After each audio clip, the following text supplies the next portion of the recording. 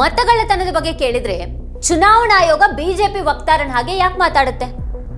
ರಾಹುಲ್ ಗಾಂಧಿ ಅವರು ಮತಗಟ್ಟೆಯ ಸಿಸಿಟಿವಿ ದೃಶ್ಯಾವಳಿಗಾಗಿ ಕೇಳ್ತಾ ಇರುವಾಗ ಅದನ್ನ ಗೌಪ್ಯತೆಗೆ ಸಂಬಂಧಪಟ್ಟಿದ್ದು ಅಂತ ಆಯೋಗ ಅದೇ ಹಳೆಯ ಕಥೆಯನ್ನೇ ಯಾಕೆ ಹೇಳ್ತಾ ಇದೆ? ಒಂದೇ ಹೆಸರಿನ ಸಾವಿರಾರು ಮತದಾರರಿದ್ದಾರೆ ಅಂತ ಆಯೋಗ ಹೇಳ್ತಾ ಇರೋದು ಮತದಾರರ ಪಟ್ಟಿ ವಂಚನೆಯನ್ನು ಸಮರ್ಥಿಸಿಕೊಳ್ಳುವಂತ ಪ್ರಯತ್ನನ? ಮುಖ್ಯ ಚುನಾವಣಾ ಆಯುಕ್ತರ ಉತ್ತರಗಳು ವಿಶ್ವಾಸಾರ್ಹವಾಗಿಲ್ಲ ಮತ್ತೆ ಪ್ರಚಾರದ ಕಂತೆ ಅನ್ನೋದು ಬಯಲಾಗ್ತಾ ಇರುವಾಗ ಜನರು ಆಯೋಗವನ್ನ ನಂಬೋದಿಕ್ ಸಾಧ್ಯ ಇದೆಯಾ? ಚುನಾವಣಾ ಆಯೋಗ ಪ್ರಜಾಪ್ರಭುತ್ವಕ್ಕಾಗಿ ನಿಲ್ಲೋ ಬದಲು ಸರ್ಕಾರದ ರಕ್ಷಣೆಗಾಗಿ ನಿಂತಿರೋದು ಇಲ್ಲಿ ಸ್ಪಷ್ಟವಾಗ್ತಾ ಇದೆಯಾ? ಚುನಾವಣಾ ಆಯೋಗ ನಿನ್ನೆ ನಡೆಸಿರುವಂತಹ ಪತ್ರಿಕಾಗೋಷ್ಠಿಯ ಬಳಿಕ ಎದ್ದಿರುವಂತಹ ಈ ಪ್ರಶ್ನೆಗಳನ್ನು ಇವತ್ತಿನ ವಿಡಿಯೋದಲ್ಲಿ ನಾವು ಚರ್ಚೆ ಮಾಡೋಣ. ಆದರೆ ಅದಕ್ಕೂ ಮುನ್ನ ನೀವಿನ್ನೂ ನಮ್ಮ ವಾರ್ತಾ ಭಾರತಿ ಚಾನೆಲ್ ಅನ್ನು ಸಬ್ಸ್ಕ್ರೈಬ್ ಮಾಡಿಲ್ಲ ಅನ್ನೋದಾದ್ರೆ ಈ ಕೂಡಲೇ ಈ ವಿಡಿಯೋದ ಕೆಳಗೆ ಕಾಣ್ತಾ ಇರುವಂತಹ ಸಬ್ಸ್ಕ್ರೈಬ್ ಬಟನ್ ಹಾಗೆ ಪಕ್ಕದಲ್ಲೇ ಇರುವಂತಹ ಬೆಲ್ ಐಕಾನ್ ಪ್ರೆಸ್ ಮಾಡಿ ನಮ್ಮನ್ನ ಪ್ರೋತ್ಸಾಹಿಸಿ. ಈ ವಿಡಿಯೋನ ಮಿಸ್ ಮಾಡದೆ ಕೊನೆವರೆಗೂ ನೋಡಿ. ಹಾಗೆ ಈ ಕುರಿತಾಗಿ ನಿಮ್ಗೇನು ಅಭಿಪ್ರಾಯಗಳಿದೆ ಅದನ್ನ ಈ ವಿಡಿಯೋದ ಕೆಳಗಡೆ ಕಮೆಂಟ್ ಮಾಡಿ ನಮಗೆ ತಿಳಿಸಿ. ಹಾಗೆ ಈ ವಿಡಿಯೋದ ಲಿಂಕ್ ಅನ್ನು ನೀವೆಲ್ಲ ಬಂಧು ಮಿತ್ರರಿಗೆ ವಾಟ್ಸ್ಆಪ್ ಮಾಡಿ. ನಾವೀಗ ವಿಷಯಕ್ಕೆ ಬರೋಣ. ಆಗಸ್ಟ್ 17ರಂದು ಚುನಾವಣಾ ಆಯೋಗ ಪತ್ರಿಕಾಗೋಷ್ಠಿಯನ್ನು ನಡೆಸಿತು. ಆದರೆ ಆಯೋಗದ ಮಾತುಗಳನ್ನು ಕೇಳಿದ ಬಳಿಕ ಯಾಕದು 1.5 ತಿಂಗಳಿಂದ ಪತ್ರಿಕಾಗೋಷ್ಠಿಯನ್ನು ನಡೆಸಿರಲಿಲ್ಲ ಅನ್ನೋದು ನಮಗೆ ಅರ್ಥ ಆಗುತ್ತೆ. ಆಗಲೇ ಎದ್ದಿದ್ದಂಥ ಹಲವಾರು ಪ್ರಶ್ನೆಗಳಿಗೆ ಹೇಳಬಹುದಾದಂಥ ಯಾವುದೇ ಉತ್ತರವನ್ನು ಆಯೋಗ ನೀಡಲಿಲ್ಲ. ಜೂನ್ 24ರಂದು ಬಿಹಾರದಲ್ಲಿ SIR ಅನ್ನು ಕೂಡ ಪತ್ರಿಕಾ ಹೇಳಿಕೆಯ ಮೂಲಕ ಘೋಷಿಸಲಾಯಿತು. ಅದಾದ ನಂತರ ಕೂಡ ಅದು ಪತ್ರಿಕಾಗೋಷ್ಠಿಯನ್ನು ನಡೆಸಿರಲಿಲ್ಲ. ರಾಹುಲ್ ಗಾಂಧಿ ಅವರು 7 ದಿನಗಳಲ್ಲಿ ದೇಶಕ್ಕೆ ಕ್ಷಮೆ ಯಾಚಿಸದಿದ್ರೆ ಮತ್ತೆ ಅಫಿಡೇವಿಟ್ ಅನ್ನ ನೀಡದೇ ಇದ್ರೆ ಅವರ ಆರೋಪಗಳನ್ನ ಆಧಾರ ರಹಿತ ಅಂತ ಪರಿಗಣಿಸಲಾಗುತ್ತೆ ಅಂತ ಮುಖ್ಯ ಚುನಾವಣಾ ಆಯುಕ್ತ ಜ್ಞಾನೇಶ್ ಕುಮಾರ್ ಅವರು ಹೇಳಿದ್ದಾರೆ. नामा देना होगा या देश से माफी मांगनी होगी, तीसरा विकल्प नहीं है. आपके माध्यम से मैं ये भी कहना चाहता हूं, अगर 7 दिन में हलफनामा नहीं मिला तो इसका अर्थ ये सारे आरोप निराधार हैं और हमारे मतदाताओं को ये कहना कि वो फर्जी हैं, इसके ऊपर जो भी इस बात को बोल रहा है उसको माफी मांगनी चाहिए. ಇದು ಎಂಥ ವಾದ? ಹಾಗೆ ಹೇಳೋದಕ್ಕೆ ಹೇಗೆ ಸಾಧ್ಯ ಇದೆ? ಇದೇ ಜ್ಞಾನೇಶ್ ಕುಮಾರ್ ಬಿಜೆಪಿ ಸಂಸದ ಅನುರಾಗ್ ಠಾಕೂರ್ ಅವರಿಗೆ ಈ ರೀತಿ ಏನನ್ನು ಹೇಳಲಿಲ್ಲ. ರಾಹುಲ್ ಗಾಂಧಿ ಅವರು ಒಂದು ವಿಧಾನಸಭೆ ಕ್ಷೇತ್ರದಲ್ಲಿನ ಅಕ್ರಮಗಳ ಆರೋಪವನ್ನು ಮಾಡಿದ್ದಾರೆ. ಆದರೆ ಅದೇ ಅನುರಾಗ್ ಠಾಕೂರ್ 5 ಲೋಕಸಭೆ ಮತ್ತೆ 1 ವಿಧಾನಸಭೆ ಕ್ಷೇತ್ರದಲ್ಲಿ ಮತಗಳ್ಳತನದ ಆರೋಪವನ್ನು ಮಾಡಿದ್ದಾರೆ. ಹಾಗಾದ್ರೆ ಆಯೋಗ ಅವರಿಂದ ಯಾಕೆ ಅಫಿಡೇವಿಟ್ ಅನ್ನ ಕೇಳ್ತಾ ಇಲ್ಲ? ರಾಹುಲ್ ಗಾಂಧಿ ಅವರು ಕ್ಷಮೆ ಕೇಳಬೇಕು ಮತ್ತೆ ಅನುರಾಗ್ ಠಾಕೂರ್ ಅವರು ಅಂತದ್ದೇನೇನು ಮಾಡಬೇಕಾಗಿಲ್ವಾ?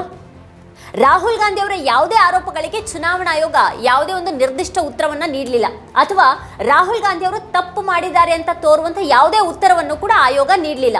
1 ಅಥವಾ 2 ತಪ್ಪುಗಳನ್ನು ತನಿಖೆ ಮಾಡಬಹುದು, ಆದರೆ 1.5 ಲಕ್ಷ ತಪ್ಪುಗಳ ಒಂದು ಆರೋಪಗಳಿದ್ರೆ ಪುರಾವೆ ನೀಡಬೇಕಾಗತ್ತೆ ಅಂತ ಆಯೋಗ ಹೇಳ್ತಾ ಇದೆ.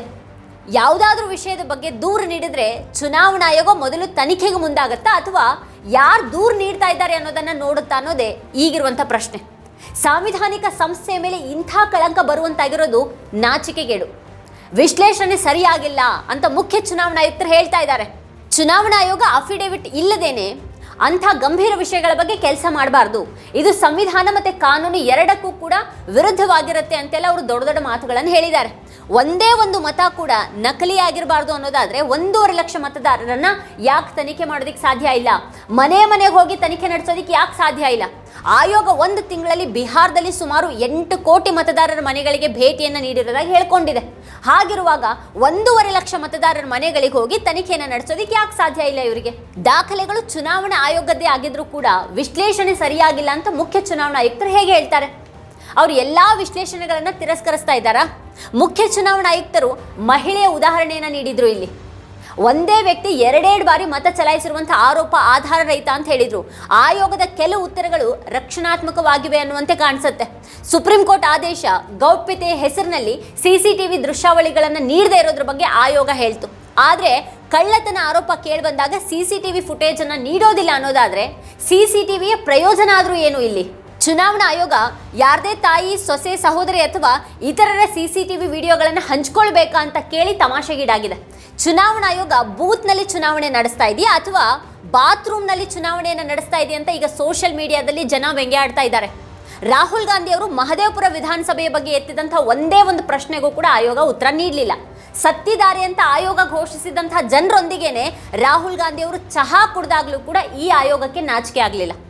ಇಲ್ಲಿ ಒಂದಂತೂ ಸ್ಪಷ್ಟ ಆಗಿದೆ, ಎಷ್ಟೇ ಚುನಾವಣೆಗಳನ್ನು ಕದ್ರೂ ಕೂಡ ಹೊಸ ಸರ್ಕಾರ ಬಂದೇ ಬರುತ್ತೆ.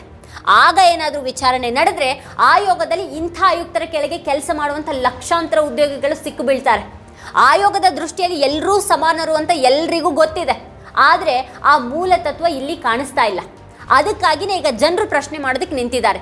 ಮತದಾರರ ಪಟ್ಟಿಯಲ್ಲಿನ ಅಕ್ರಮಗಳಿಗೆ ಉತ್ತರಗಳು ಸಿಗ್ತಾ ಇಲ್ಲ. ಮುಖ್ಯ ಚುನಾವಣಾ ಆಯುಕ್ತರು ಬಿಹಾರದಲ್ಲಿ ಯಾವ ರಾಜಕೀಯ ಪಕ್ಷ SIRಗಾಗಿ ಬೇಡಿಕೆಯನ್ನ ಇಟ್ಟಿದೆ ಅಂತ ಹೇಳಬೇಕಿತ್ತು. ಆದರೆ ಅದಕ್ಕೆ ಉತ್ತರಿಸೋ ಬದಲು ಅವರು BLOಗಳ ಸಂಖ್ಯೆಯ ಬಗ್ಗೆ ಹೇಳೋದಿಕ್ಕೆ ಶುರು ಮಾಡಿಬಿಟ್ರು. ಅವ್ರ ಕರ್ತವ್ಯಗಳ ಬಗ್ಗೆ ಹೇಳೋದಿಕ್ಕೆ ಪ್ರಾರಂಭ ಮಾಡಿದ್ರು. ಕಳೆದ 2 ದಶಕಗಳಿಂದ ಬಹುತೇಕ ಎಲ್ಲಾ ರಾಜಕೀಯ ಪಕ್ಷಗಳು ಮತದಾರರ ಪಟ್ಟಿಯಲ್ಲಿನ ದೋಷಗಳನ್ನು ಸರಿಪಡಿಸೋದಕ್ಕೆ ಒತ್ತಾಯ ಮಾಡ್ತಾ ಇವೆ, ಮತ್ತೆ ಈ ಬೇಡಿಕೆನ ಪೂರೈಸೋದಕ್ಕೆ SIR ಅನ್ನ ಮಾಡಲಾಗ್ತಾ ಇದೆ ಅಂತ ಹೇಳಿದ್ರು. चुनाव आयोग के लिए न तो कोई विपक्ष है, न तो कोई पक्ष है, सब समकक्ष हैं. चाहे किसी भी राजनीतिक दल का कोई भी हो, चुनाव आयोग अपने संवैधानिक कर्तव्य से पीछे नहीं हटेगा. पिछले 2 दशकों से लगभग सभी राजनीतिक दल मतदाता सूची में त्रुटियों के सुधार के लिए मांग करते रहे हैं और इसी मांग को पूरा करने के लिए ही चुनाव आयोग ने गहन पुनरीक्षण अर्थात स्पेशल इंटेंसिव रिवीजन SIR की शुरुआत बिहार से की है. SIR की प्रक्रिया में सभी मतदाता, बूथ लेवल ऑफिसर्स और सभी राजनीतिक दलों द्वारा नामित 1.6 लाख BLAs ने मिलकर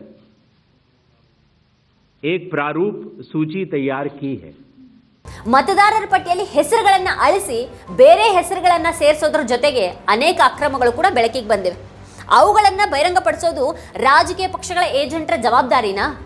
ಲಕ್ಷಾಂತರ BLOಗಳು ಅಥವಾ ಆಯೋಗದ ಸಾವಿರಾರು EROಗಳು ಅದನ್ನು ಯಾಕೆ ಮಾಡ್ತಾ ಇಲ್ಲ? ತಪ್ಪು ಬೆಳಕಿಗೆ ಬಂದಾಗ BLO ಅಥವಾ ERO ವಿರುದ್ಧ ಕ್ರಮವನ್ನು ಕೈಗೊಳ್ಳಲಾಗಿದೆಯಾ? ಇಲ್ಲ ಅನ್ನೋದಾದ್ರೆ ಯಾಕೆ ಕ್ರಮವನ್ನು ತೆಗೆದುಕೊಳ್ಳಲಾಗಿಲ್ಲ? ಒಂದೇ ಮನೆಯಲ್ಲಿ 300 ಮತದಾರರು ಇರೋದನ್ನ ಆಯೋಗದ ಅಧಿಕಾರಿ ಏನಾದರೂ ಪತ್ತೆ ಮಾಡಿದ್ರ? ಯಾವುದೇ ರಾಜಕೀಯ ಏಜೆಂಟರು ಯಾವುದೇ ಆಕ್ಷೇಪಣೆಯನ್ನ ನೀಡದಿದ್ರೆ ಆಯೋಗ ಅಂಥ ಮತದಾರರ ಪಟ್ಟಿಯನ್ನ ಸರಿ ಅಂತ ಸ್ವೀಕರಿಸುತ್ತಾ?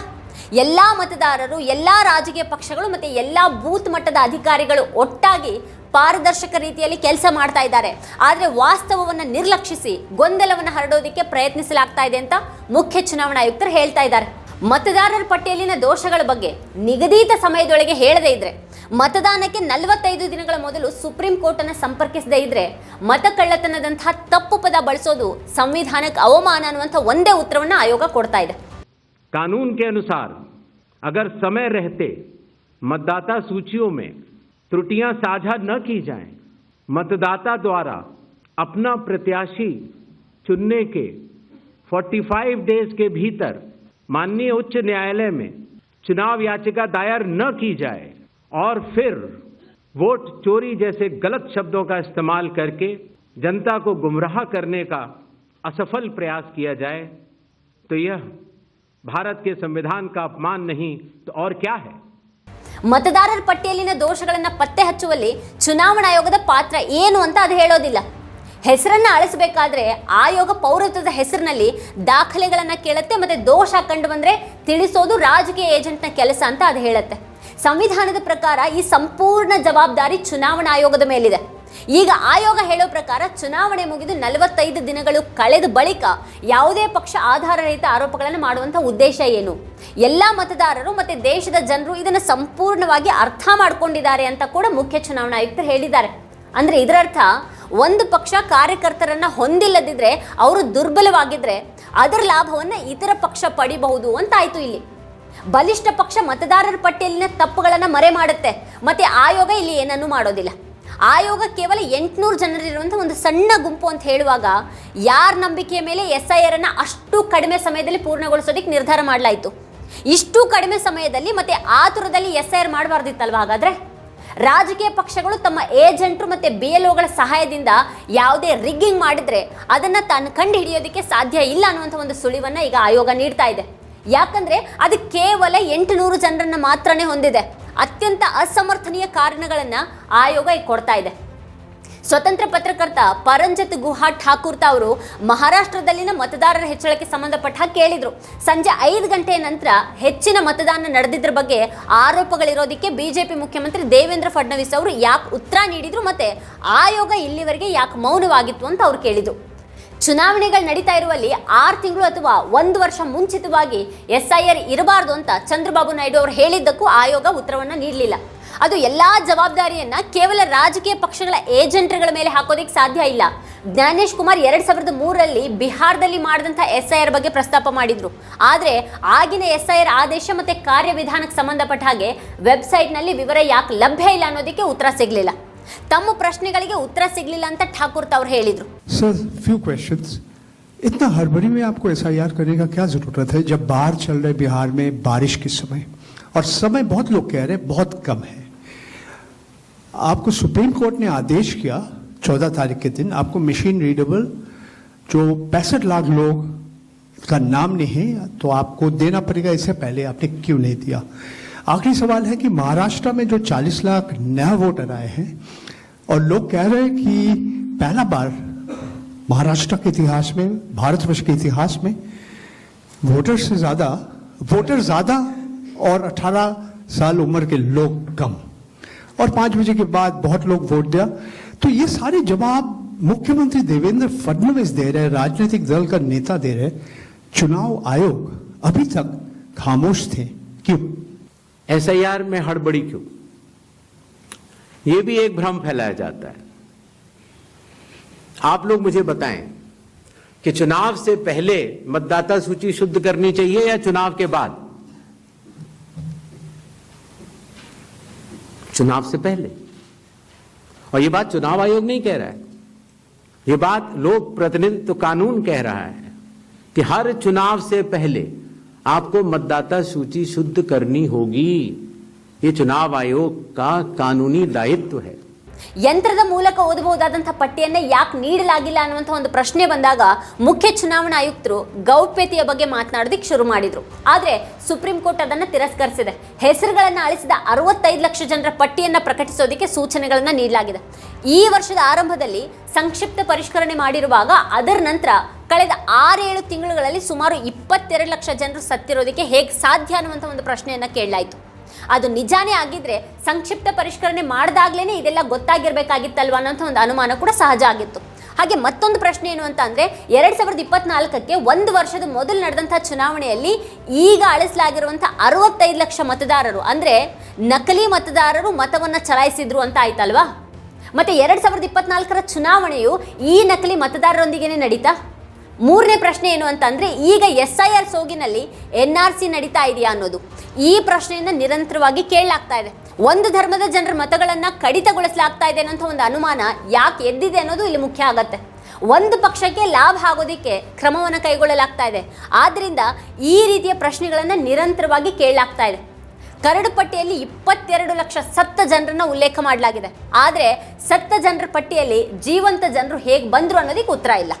ಲಕ್ಷಾಂತರ ಜನರಿಗೆ ಮನೆ ಸಂಖ್ಯೆಗಳಿಲ್ಲ. ಆದ್ದರಿಂದ ಕಂಪ್ಯೂಟರ್ ಫೀಡ್ನಲ್ಲಿ ಶೂನ್ಯ ಅಂತ ಬರುತ್ತೆ. ಶೂನ್ಯ ಮನೆ ಸಂಖ್ಯೆ ಹೊಂದಿರುವಂಥ ಮತದಾರರನ್ನ ಮತಗಟ್ಟೆಯಲ್ಲಿ ಹೇಗೆ ಪರಿಶೀಲಿಸಲಾಗುತ್ತೆ ಅಂತ ಅವ್ರು ಹೇಳಬೇಕಾಗಿತ್ತು. ಇನ್ನು ಚುನಾವಣಾ ಆಯೋಗ ಶೂನ್ಯ ಮನೆ ವಿಳಾಸ ಹೊಂದಿರುವವರು ನಿರಾಶ್ರಿತರು ಅಂತ ಹೇಳ್ತಾ ಇದೆಯಾ? ಶೂನ್ಯ ಅಂತ ಇದ್ರೂ ಕೂಡ ಮತದಾರರು ನಕಲಿ ಆಗೋದಕ್ಕೆ ಸಾಧ್ಯ ಇಲ್ಲ ಅನ್ನೋದನ್ನು ಅವ್ರು ವಿವರಿಸಬೇಕಿತ್ತು. ಆದರೆ ಅವರು ಶೂನ್ಯ ಸರಿಯಾಗಿದೆ ಅಂತ ಹೇಳ್ತಾ ಇದ್ದಾರೆ. ಈಗ ಅನೇಕ ಜನರಿಗೆ ಮನೆ ಇಲ್ಲ, ಆದರೆ ಅವ್ರ ಹೆಸರು ಮತದಾರರ ಪಟ್ಟಿಯಲ್ಲಿದೆ. ಅವ್ರ ವಿಳಾಸವನ್ನು ಆ ವ್ಯಕ್ತಿ ರಾತ್ರಿ ಮಲಗುವ ಸ್ಥಳ ಅಂತ ನೀಡಲಾಗಿದೆ ಅಂತ ಹೇಳ್ತಾರೆ. ಈ ರೀತಿ 1.5 ಗಂಟೆಗಳ ಪತ್ರಿಕಾಗೋಷ್ಠಿಯಲ್ಲಿ ಹಲವು ಪ್ರಶ್ನೆಗಳು ಬಂದವು. ಕೆಲವು ಪ್ರಶ್ನೆಗಳಿಗಷ್ಟೇ ಉತ್ತರಿಸಲಾಯಿತು, ಆದರೆ ಸಂಪೂರ್ಣ ಉತ್ತರ ಇಲ್ಲೂ ಕೂಡ ಸಿಗಲಿಲ್ಲ. ಮತದಾರರ ಪಟ್ಟಿಯಲ್ಲಿನ ದೋಷಗಳನ್ನು ತೆಗೆದುಹಾಕೋದ್ರ ಬಗ್ಗೆ ಯಾವುದೇ ನಿರ್ದಿಷ್ಟ ಉತ್ತರ ಇರಲಿಲ್ಲ. ಏನನ್ನೋ ಕೇಳಿದ್ರೆ ಏನನ್ನೋ ಕತೆ ಹೇಳಿ ಹೋಗುವಂಥ ರೀತಿಯಲ್ಲಿ ಅಂತೂ ಆಯೋಗದ ಕಡೆಯಿಂದ ಒಂದು ಪತ್ರಿಕಾಗೋಷ್ಠಿ ನಡೆದು ಹೋಯಿತು ಅಷ್ಟೇ. ಈ ಕುರಿತಾಗಿ ನೀವೇನು ಹೇಳ್ತೀರಿ, ಏನು ಅಭಿಪ್ರಾಯ ಇದೆ ನಿಮಗೆ, ಅದನ್ನು ಈ ವಿಡಿಯೋದ ಕೆಳಗಡೆ ಕಮೆಂಟ್ ಮಾಡಿ ನಮಗೆ ತಿಳಿಸಿ. ಇದೇ ಹೊತ್ತಿನ ಸ್ಪೆಷಲ್ ನೋಡ್ತಾ ಇರಿ ವಾರ್ತಾಭಾರತಿ. ನೀವಿನ್ನು ವಾರ್ತಾಭಾರತಿ ಯೂಟ್ಯೂಬ್ ಚಾನಲನ್ನು ಸಬ್ಸ್ಕ್ರೈಬ್ ಮಾಡಿಲ್ಲ ಅನ್ನೋದಾದರೆ ಈ ಕೂಡಲೇ ಸಬ್ಸ್ಕ್ರೈಬ್ ಮಾಡಿ, ಹಾಗೆ ಪಕ್ಕದಲ್ಲೇ ಇರುವಂಥ ಬೆಲ್ ಐಕಾನ್ ಪ್ರೆಸ್ ಮಾಡಿ ನಮ್ಮನ್ನು ಬೆಂಬಲಿಸಿ.